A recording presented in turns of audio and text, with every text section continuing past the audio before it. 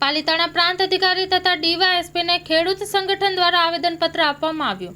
ગારિયાધાર તાલુકાના ડમરાળા ગામના ખેડૂત સંગઠન દ્વારા પ્રાંત અધિકારી તથા ડીવાયએસપીને આવેદનપત્ર આપીને રજૂઆત કરવામાં આવેલ છે કે ડમરાળા ગામના ખેડૂત ભૂપતભાઈ ભડિયાદરા પોતાની ખેતીની જમીનમાં બહારથી આવતા મજૂરો મારફતે ભાગ્યો આપી ખેતી કરતા હતા અને મજૂરો પોતાની વાડીએ જ રહેતા હતા।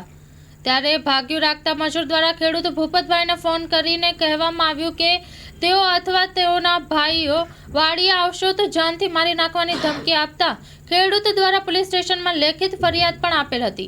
બાદમાં મજૂર દ્વારા ખેડૂત અને જે પોતાના જમીન થયેલ હોય તે ખેડૂતના ભાઈ હિંમતભાઈ વિરુદ્ધ મજૂરીના પૈસા ન આપવા તેમજ મારી જ્ઞાતિ વિશે હળધૂત કરવાની ખોટી ફરિયાદ આપેલ હોવાના આક્ષેપ સાથે ડમરાળા ખેડૂત સંગઠન દ્વારા આવેદનપત્ર આપીને આ ફરિયાદ બાબતે તટસ્થ તપાસ કરી ખેડૂતને ન્યાય આપવા આવેદનપત્ર આપવામાં આવેલ છે। Story report by Ashok Chauhan, Gariadhar.